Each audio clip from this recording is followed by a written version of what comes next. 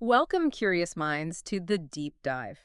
It's easy to feel overwhelmed by major global events. We see the headlines, we hear the reports, and they often feel like these impossibly tangled knots. Hmm. Truly grasping their deep origins and the ongoing dynamics, that can feel like trying to trace a single thread through a massive ancient tapestry. Yeah, that's a good way to put it. And when we talk about the conflict between Russia and Ukraine, that feeling of complexity isn't just justified, it's absolutely profoundly necessary to acknowledge. Right.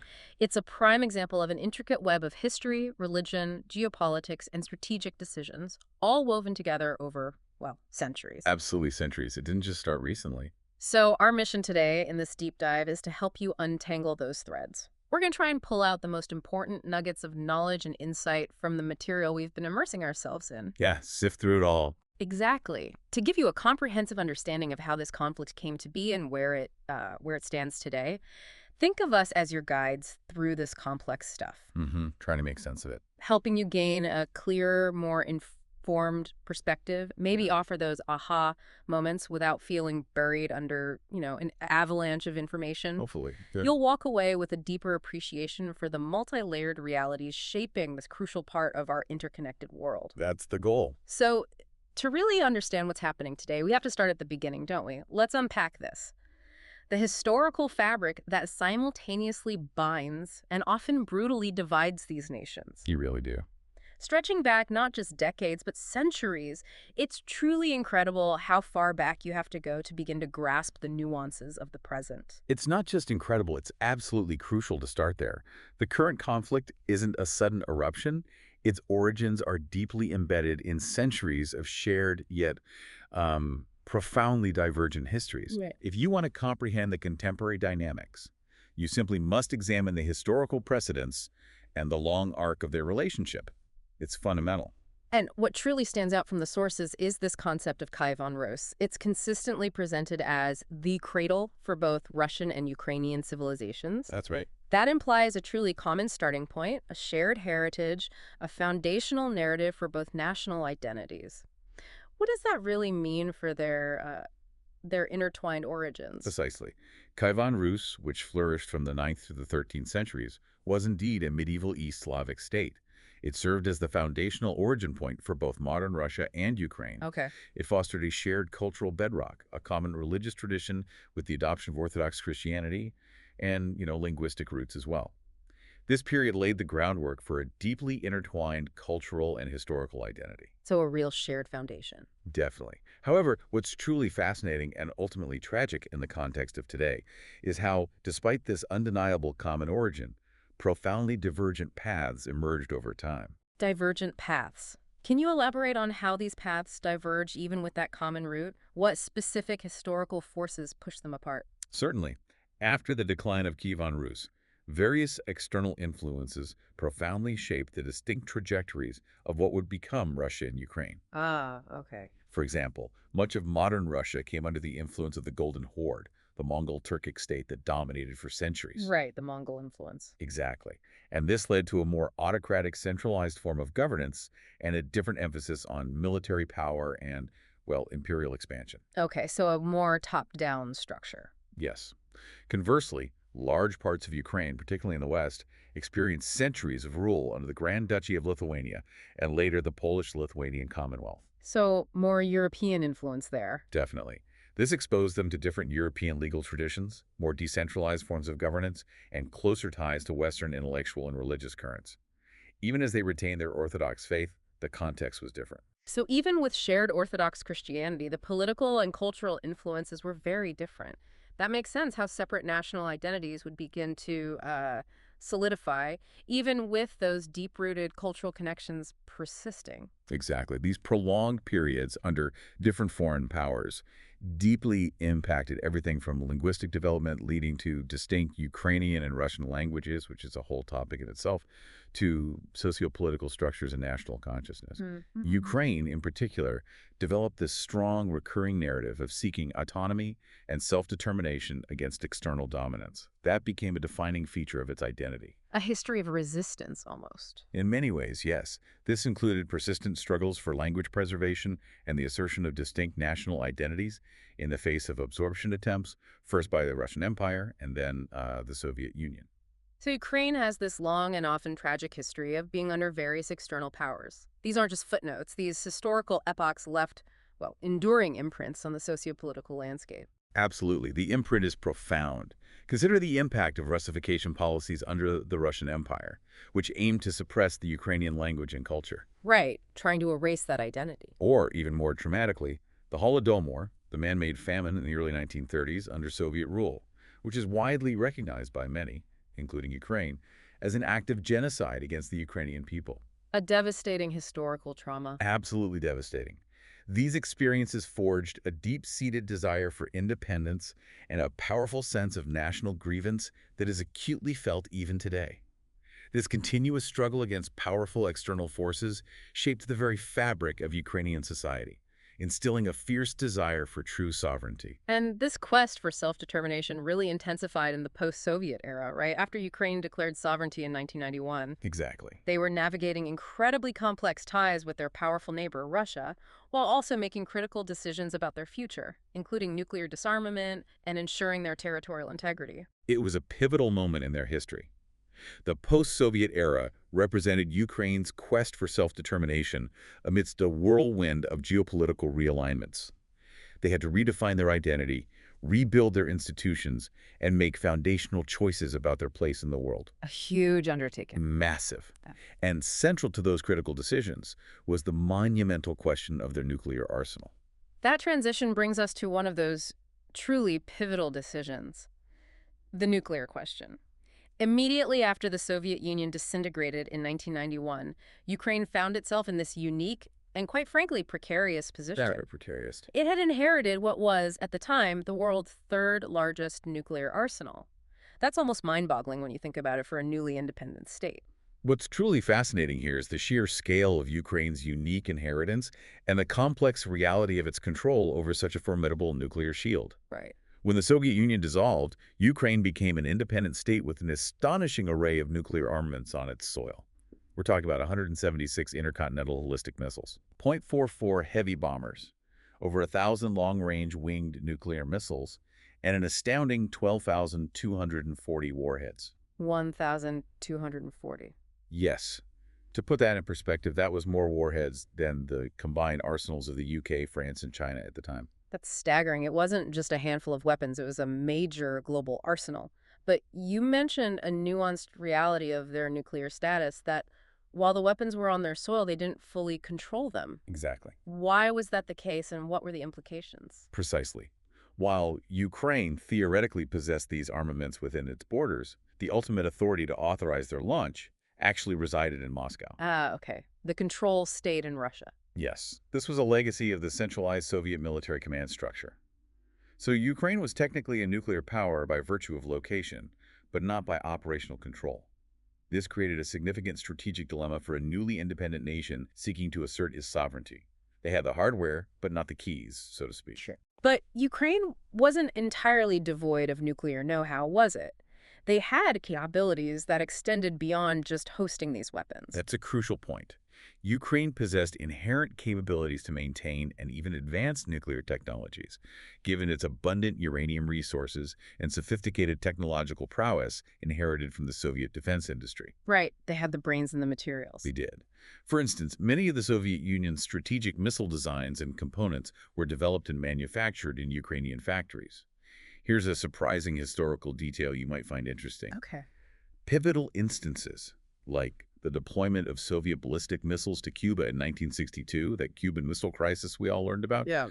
those very missiles trace their origins back to Ukrainian bases and factories. No kidding. So Ukrainian tech was central to that crisis. It illustrates Ukraine's deep historical connection to the development and production of nuclear capabilities, making their later decision to disarm even more profound, even more significant. This brings us to a moment that, in retrospect, takes on immense significance. The Budapest Memorandum.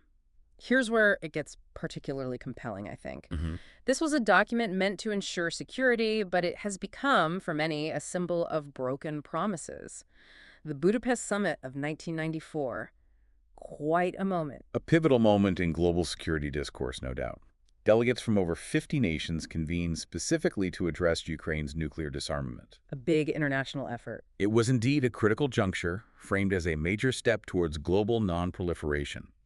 The Budapest Memorandum of Security Assurances was the centerpiece of this summit. Right. Its stated aim was to orchestrate Ukraine's complete nuclear disarmament while providing assurances that went beyond mere verbal guarantees. More than just words, supposedly. That was the idea.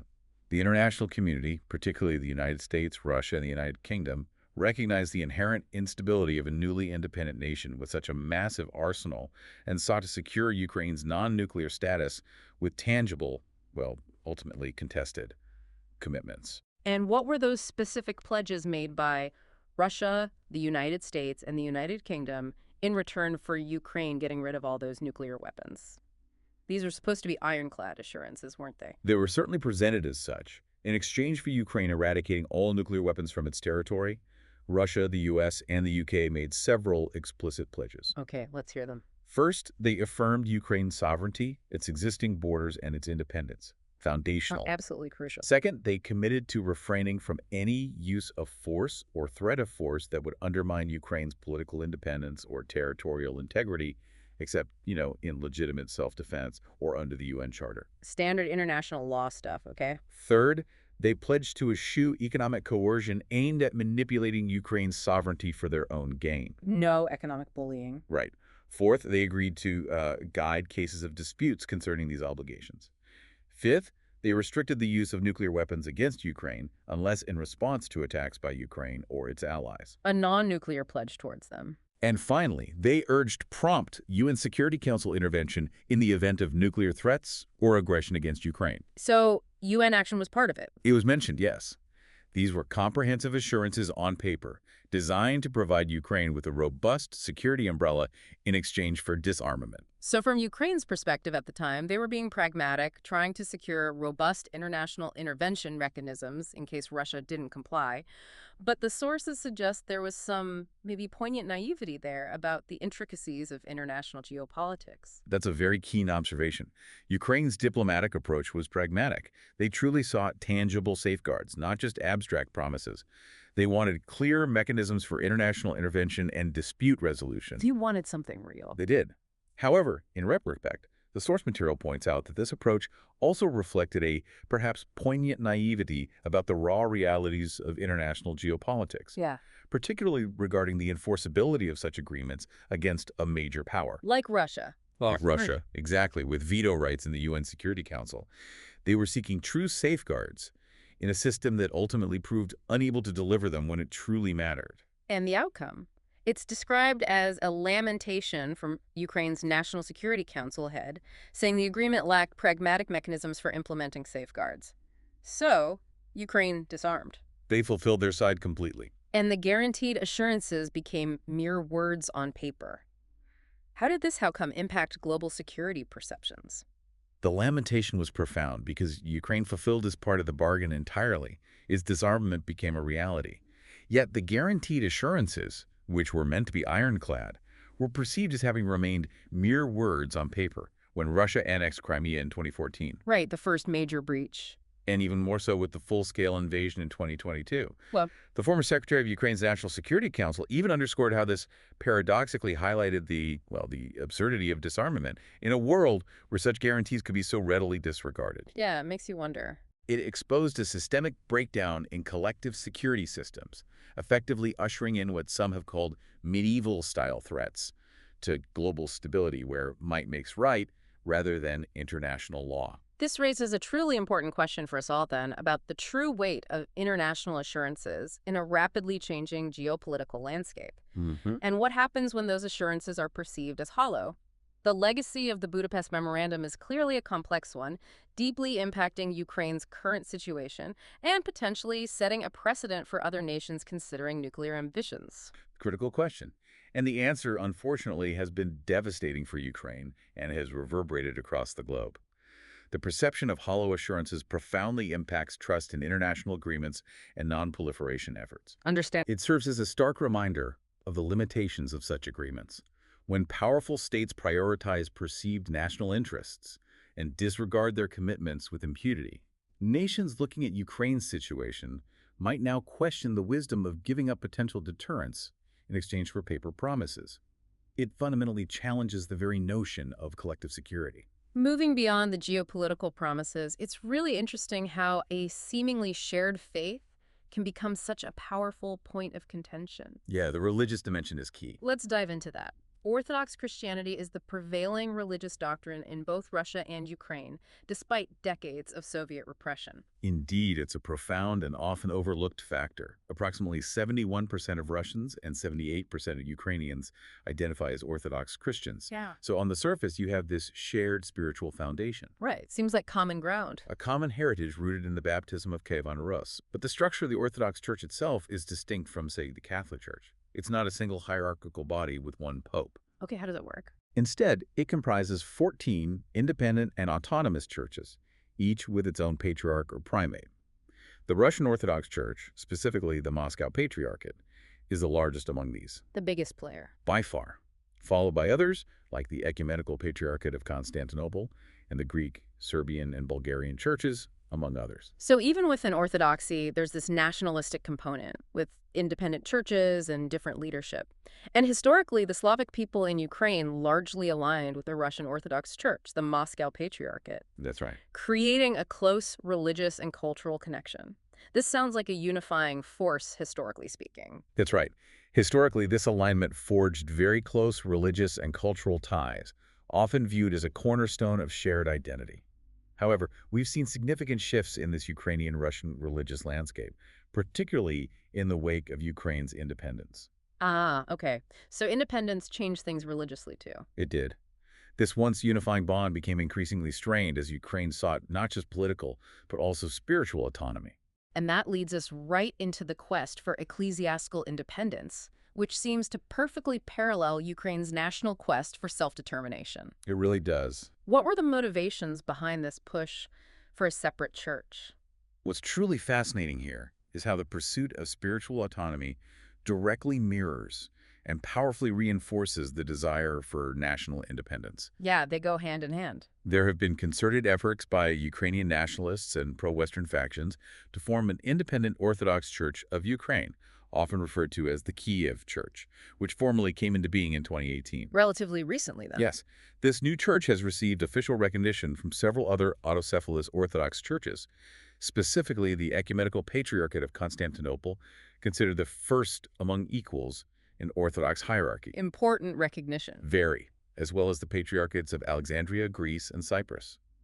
Crucially, however, it has been vehemently rejected by Moscow and by Orthodox churches in the United States that remain under the Moscow Patriarchate's jurisdiction. So this wasn't just a theological dispute about church rights or dogma, was it? It was a deeply political and nationalistic move. Absolutely. This move was profoundly political, aimed explicitly at establishing a separate national church for Ukraine, directly challenging Moscow's long-standing ecclesiastical authority and asserting Ukraine's spiritual independence from Russia. Taking back control spiritually. Exactly.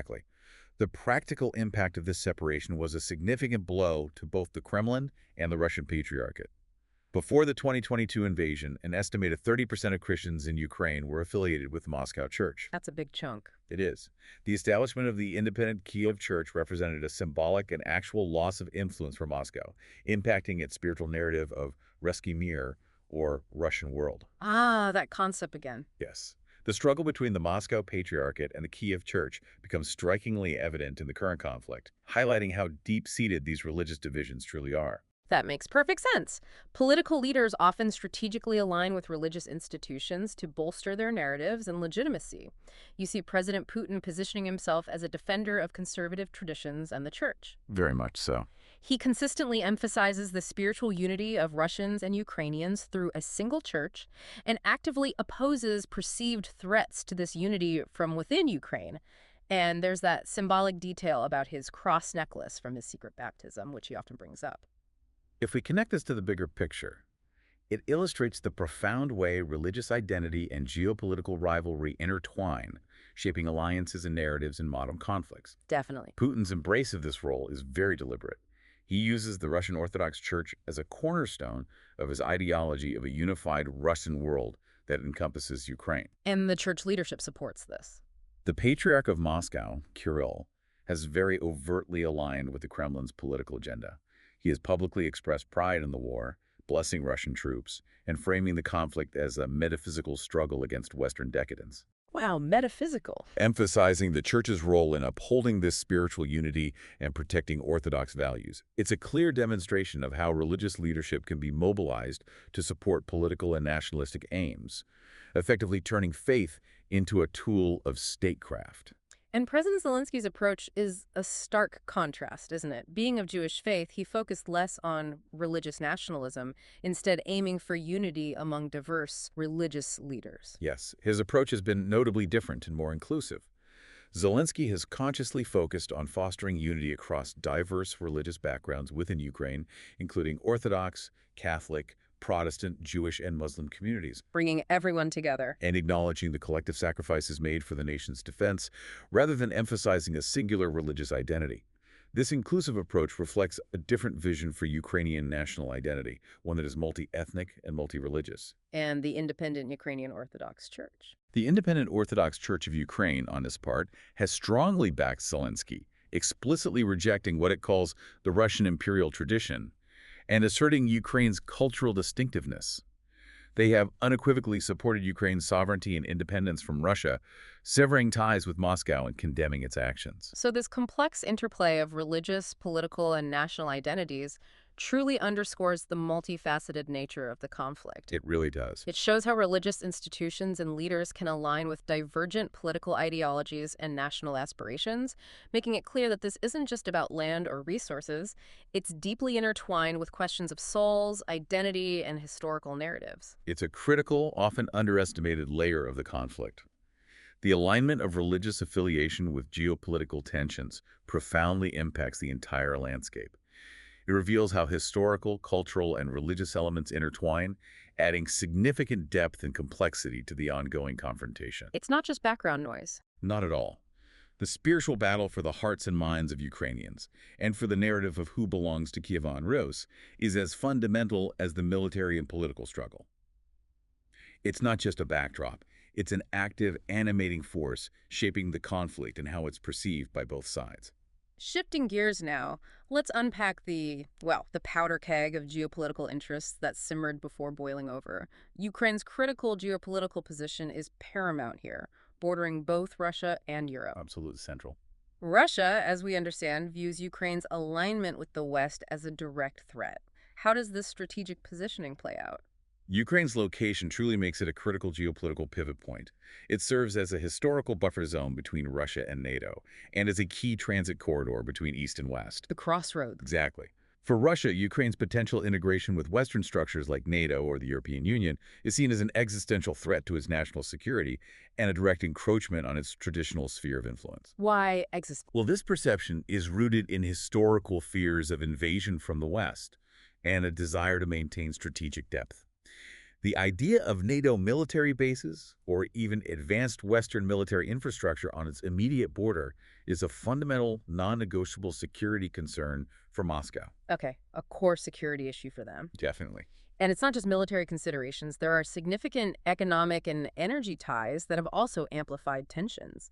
Disputes over gas prices, energy transit routes, that's been going on for years. Absolutely. The economic and energy ties are deeply intertwined with the geopolitical ones. Yeah. Ukraine is a crucial transit route for Russian natural gas to Europe. Right, the pipelines. And disputes over pricing, transit fees, and supply reliability have been a persistent source of friction, often used by Russia as a tool of leverage.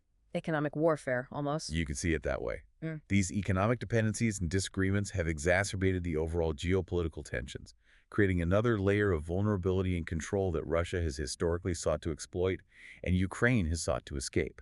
We also have to revisit those historical and cultural connections that we discussed earlier.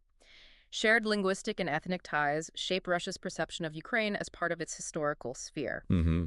From Russia's perspective, losing Ukraine means a diminishing of its geopolitical influence, but also maybe of its very identity. This is a powerful and often romanticized historical and cultural narrative for Russia.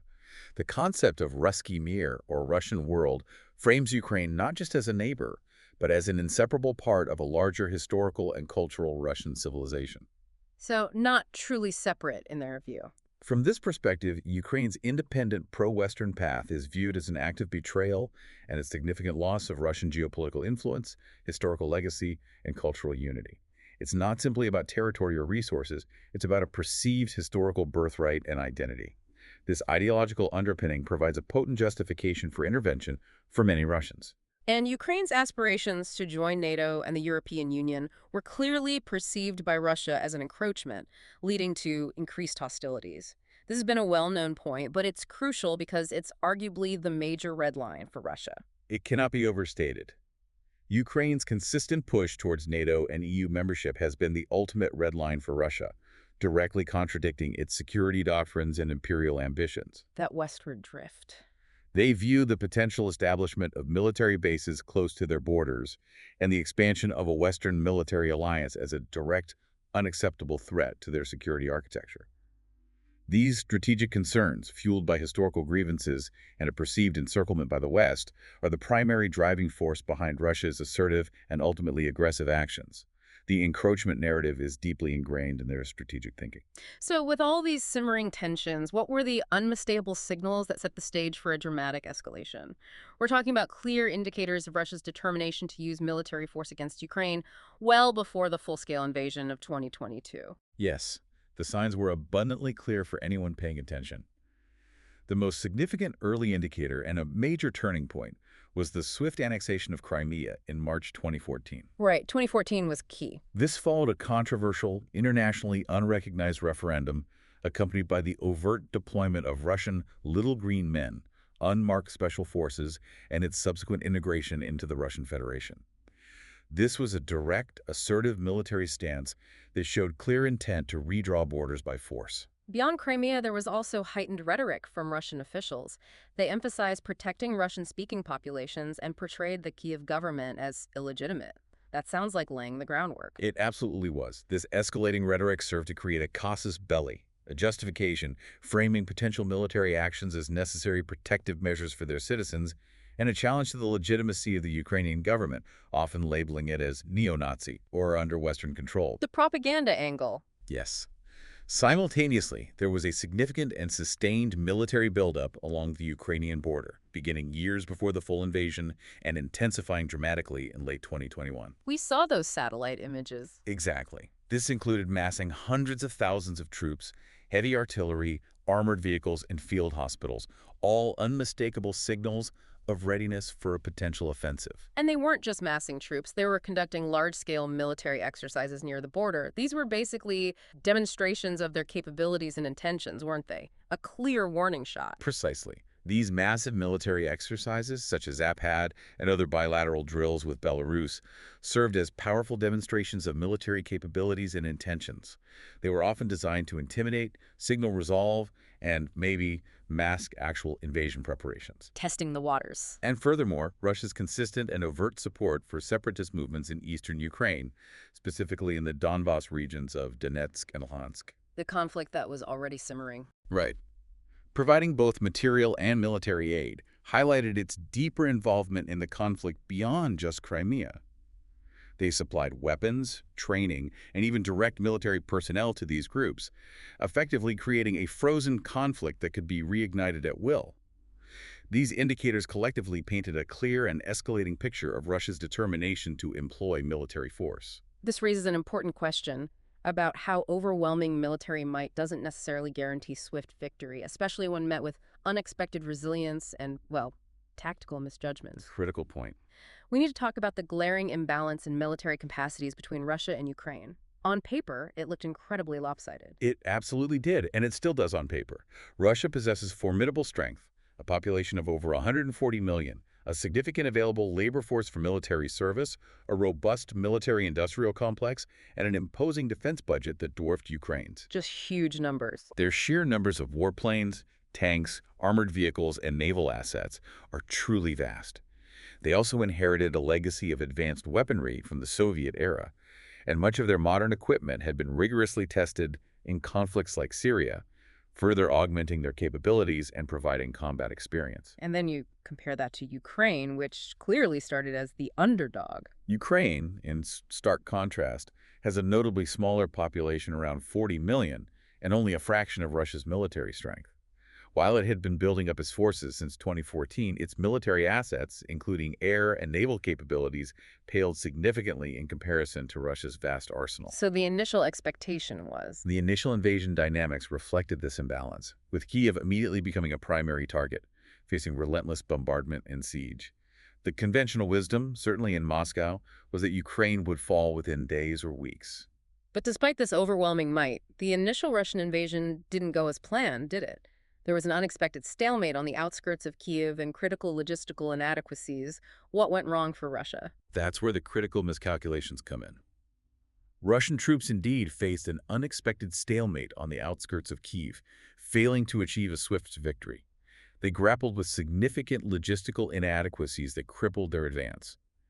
Critical fuel shortages for military vehicles, Running out of gas. insufficient rations for their soldiers, inadequate medical support for the wounded, and a severe lack of communication security. These were fundamental breakdowns in military planning and execution, revealing a surprising lack of readiness for a protracted conflict. And it wasn't just logistical, it was a dire intelligence failure, too.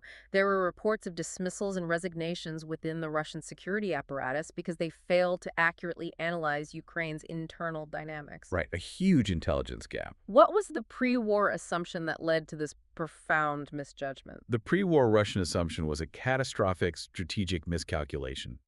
They believed that Ukrainians were largely disillusioned with their government, tired of the conflict, and would either welcome Russian forces or offer only marginal resistance. They expected to be welcome. Largely, yes. This was rooted in a presumed discontent among the Ukrainian populace due to shared Slavic heritage, Orthodox faith, and Soviet historical ties. Russia's invasion strategy was predicated on these surface-level assumptions, anticipating a quick, almost bloodless victory. Which was completely wrong. Profoundly inaccurate. Ukrainian national identity and resistance proved far stronger than anticipated.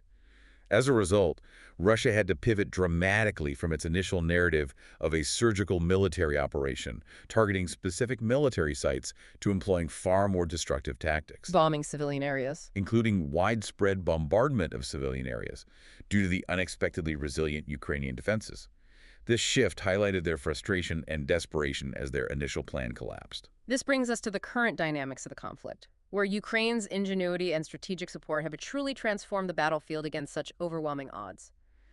Let's talk about the evolving military strategies. Russia initially focused on concentrated efforts and brute firepower. Yes, Russia's initial strategy emphasized concentrated efforts, massing forces, and overwhelming firepower, aiming for swift strategic advances and decapitation strikes despite the substantial cost. Did they achieve anything early on? They managed to capture a few key cities and territories early on, particularly in the south, but these achievements came at a very high price in terms of attrition and significant losses of personnel and equipment. In Ukraine's approach. Ukraine, on the other hand, adopted a vastly different and more agile approach. They embraced a decentralized strategy, displaying incredibly resilient resistance through defensive and asymmetrical warfare, leveraging their knowledge of the terrain and strong national resolve. And Ukrainian forces, supported logistically by NATO countries and leveraging U.S. intelligence, caused significant setbacks to Russian advances. That support must have been absolutely crucial. It was absolutely critical, a game changer. The combination of unwavering Ukrainian defense and fierce resistance, buttressed by robust logistical support from NATO countries and invaluable real-time intelligence leveraging from the United States, Knowing where the Russians were. allowed Ukraine to exploit vulnerabilities in Russian supply lines and command structures. This caused significant setbacks to their advances, particularly around Kyiv.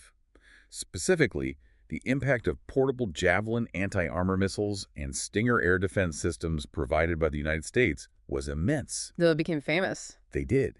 Yeah. impeding Russian armored corps and challenging their air sovereignty, effectively leveling the playing field against numerically superior Russian forces. Even their air defenses remained remarkably resilient, which is truly remarkable given Russia's air force.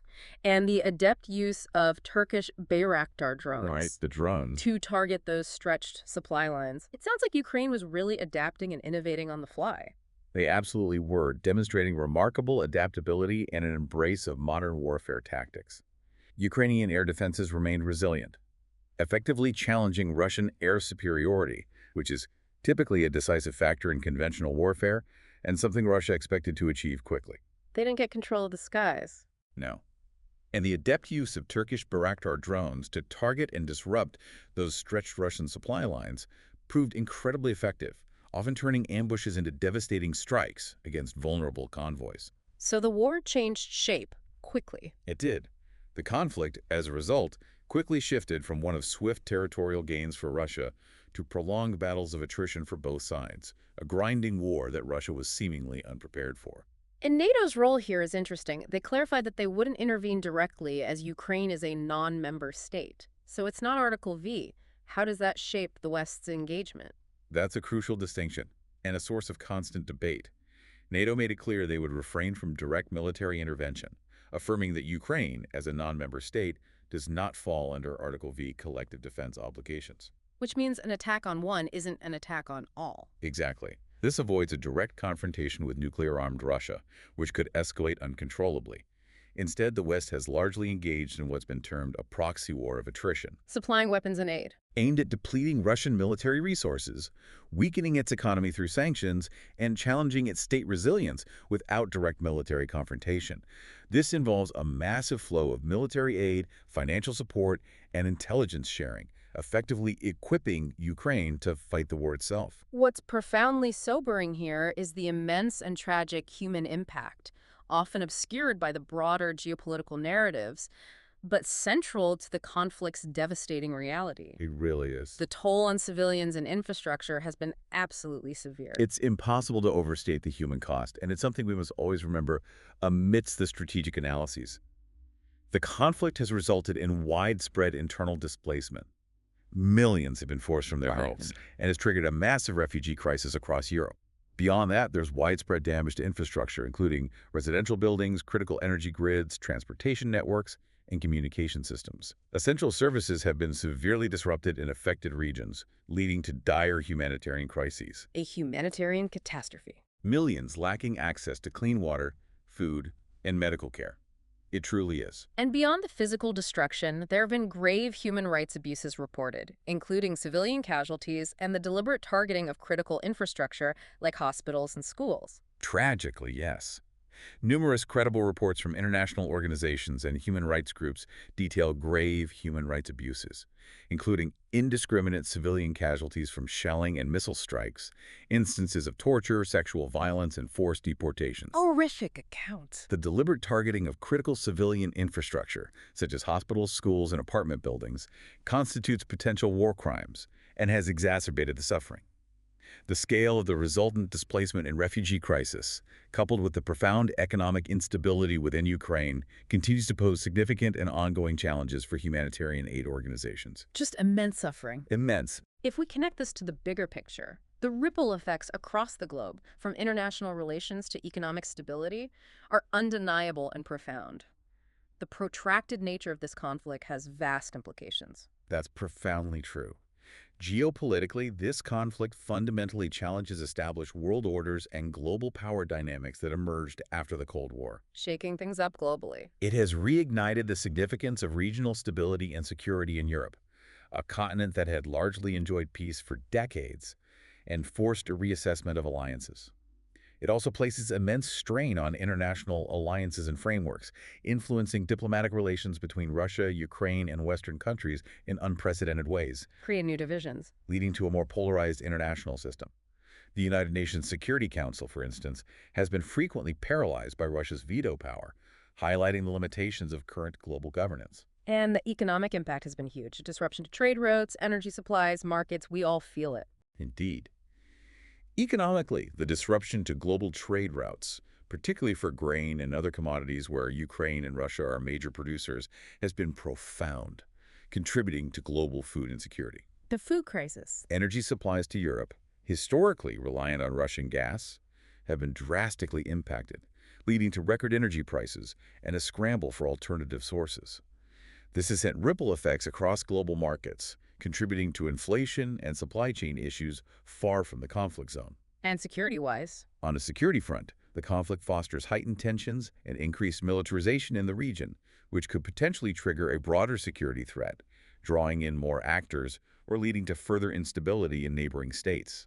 The risk of miscalculation remains ever present. What are the potential future scenarios that the sources present for this conflict? It seems like there's no easy path forward. You're absolutely right. The paths forward are fraught with challenges. The source outlines several potential future scenarios, none of which offer an easy resolution.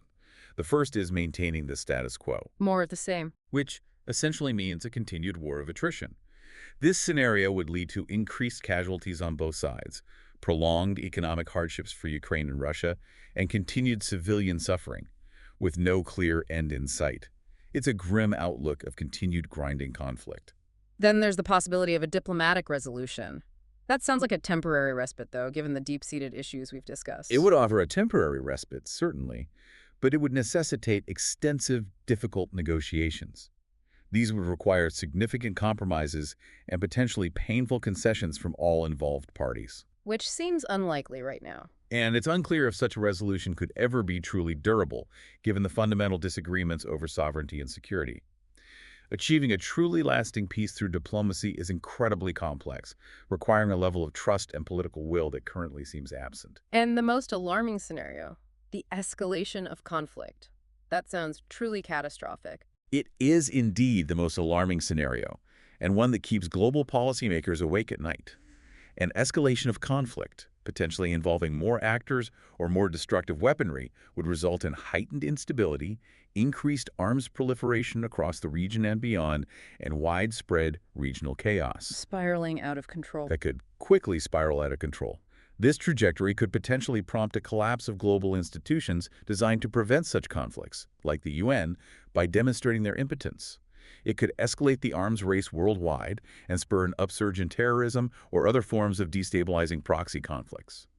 All of this would lead to long-term destabilization and upheaval on a global scale. A truly frightening possibility. It is. So to address this protracted conflict, it seems diplomacy, de-escalation, humanitarian aid, and global cooperation are all necessary. It's not one single solution, but a multifaceted approach. Absolutely. Addressing this conflict necessitates comprehensive diplomatic efforts to find a viable path to peace, effective de-escalation strategies to prevent further bloodshed, ongoing and robust humanitarian aid to alleviate the immense suffering, and sustained global cooperation to mitigate its far-reaching implications. A huge challenge. More fundamentally, it demands an earnest endeavor to address the underlying grievances and geopolitical tensions that fuel this conflict, aiming for a lasting and just resolution that respects sovereignty and international law. It's an immense, ongoing challenge for the global community. What an intricate tapestry we've uncovered today. The Russian-Ukrainian conflict is truly woven from, well, a myriad of geopolitical, historical, religious, and strategic threads. We've explored Ukraine's pivotal and largely unsung nuclear disarmament decision under the Budapest Memorandum, those surprising and deeply divisive religious underpinnings fueling tensions. The complex geopolitical intricacies that ultimately fostered the Russian invasion, and the ongoing brutal dynamics of what has become a protracted war of attrition. It's been a journey through complex layers, highlighting how deeply intertwined these elements are.